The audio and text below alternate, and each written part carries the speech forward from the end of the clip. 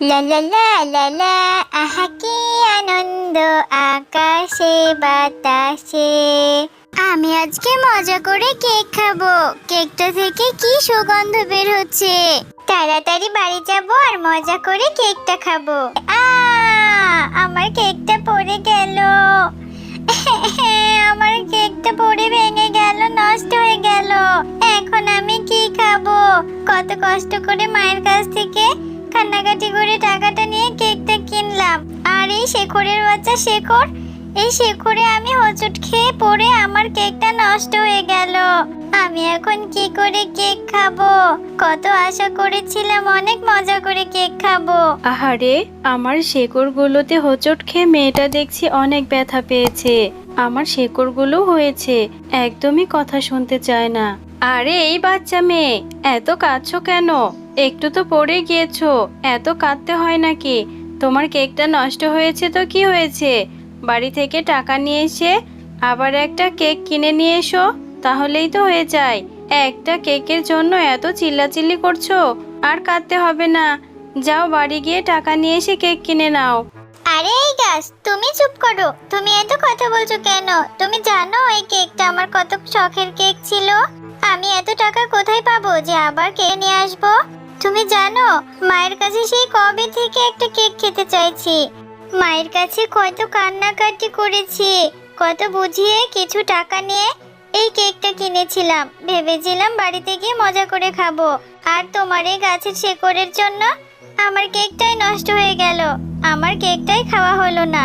আর আমরা তো অনেক গরিব মানুষের বাড়িতে আমার মা কাজ করে।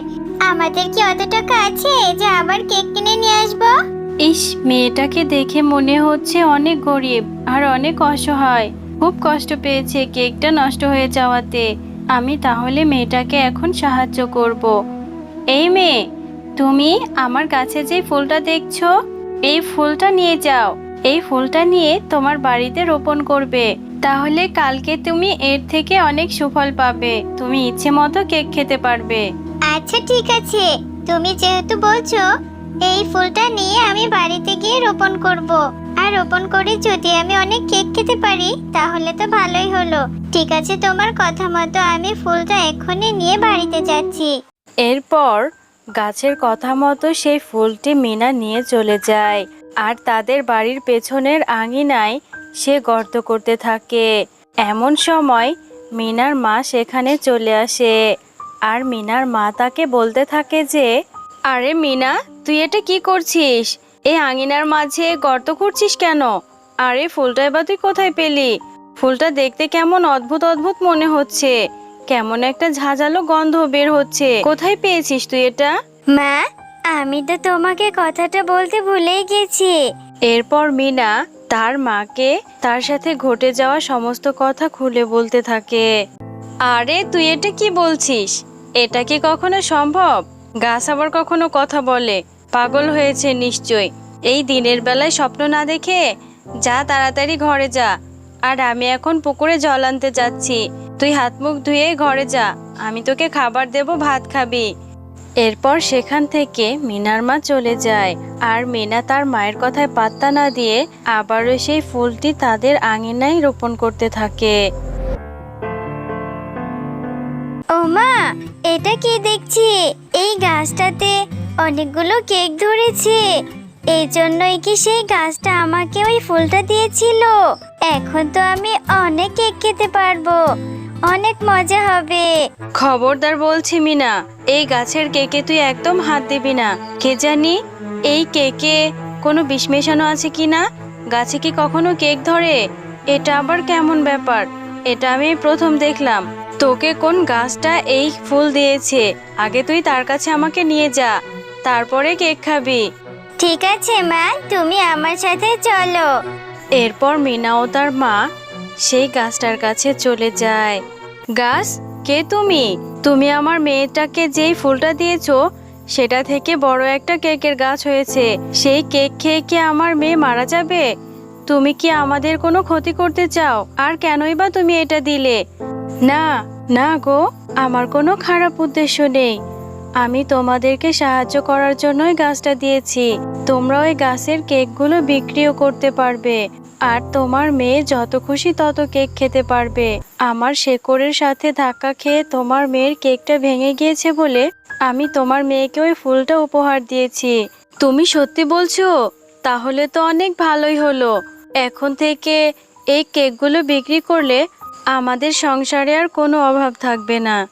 আসলে আমার একটাই মেয়ে তো, ওর যদি কোনো ক্ষতি হয়ে যায় এই ভয়েই তোমার কাছে প্রশ্ন করতে এসেছি। আর হ্যাঁ, আর একটা কথা, এই গাছে যখন কেক ধরবে দিনের বেলার কেকগুলো তোমরা খাবে, আর রাতে যেই কেকগুলো ধরবে সেগুলো ভুলেও ছিঁড়বে না বা তোমরা কখনোই খাবে না, কারণ ওগুলো বিষাক্ত হবে। এই জন্য তোমাকে আগে থেকেই সতর্ক করে দিলাম। দেখ মিনা, গাছটা দেখতে দেখতে কত বড় হয়েছে আর অনেক কেক ধরেছে। এই গাছের কেকগুলো বিক্রি করে আল্লাহর রহমতে আমরা অনেক ভালোই চলছি। চল, গাছ থেকে আরো কিছু কেক পেড়ে নি, তারপর সেগুলো নিয়ে বাজারে বিক্রি করতে যাব। এরপর মিনা ও তার মা তাদের সেই কেকের গাছ থেকে কেক পাড়তে থাকে। এতদিন ধরে আমি এটারই অপেক্ষা করছিলাম। আমি জানতাম এই গাছটা নিশ্চয়ই কাউকে না কাউকে সাহায্য করবে। একদিন আমি এই গাছের অনেক ক্ষতি করেছি, ওর অনেক ফুল ফল নষ্ট করেছি। আর আমি ওর গাছের ফুল ফল নষ্ট করেছি বলে একদিন ও আমাকে অনেক অপমান করেছিল। আজ আমার সময় এসেছে, ওই কেকের গাছের সমস্ত কেক আমি নষ্ট করে ফেলবো, সব আমি খেয়ে ফেলবো। কারণ আমি চাই না ওই দুষ্টু গাছ কাউকে সাহায্য করুক। কাউকে সাহায্য করতে দেখলে আমার গাটা যে জ্বলে যায়, আমি কারো ভালো দেখতে পারি না। এই তো দেখছি সেই গাছটা। আজ আমি এই গাছের সমস্ত কেক খেয়ে নষ্ট করে ফেলবো। ওই জাদুকরি গাছ কাউকে আর উপকার করতে পারবে না। আমি সবকিছু নষ্ট করে দেব, সব খেয়ে ফেলবো। কি মজা খেতে! এরপর সেই শাকচুন্নি সেই জাদুর কেকের গাছের কেকগুলো খেতে থাকে। আর সে কেক খেতে খেতে কিছুক্ষণ পর তার মুখ দিয়ে রক্ত বমি বের হতে থাকে। এটা কি হচ্ছে আমার সাথে? আমার মুখ দিয়ে রক্ত বমি বের হচ্ছে কেন? আমার বুকটা যে জ্বলে যাচ্ছে, পুড়ে যাচ্ছে। কেউ বাঁচাও আমাকে! এরপর শাকচুন্নি সেই বিষাক্ত কেক খেয়ে মারা যায়। আমি জানতাম শাকচুন্নি, তুই একদিন ওই গাছের কেক নষ্ট করতে যাবি। এই জন্যই তো আমি রাতের কেকগুলো বিষাক্ত করে রেখেছিলাম, যাতে করে কেউ যদি মিনাদের গাছের কেকগুলো নষ্ট করতে চায় তাহলে সে রক্তবমি হয়ে মারা যাবে।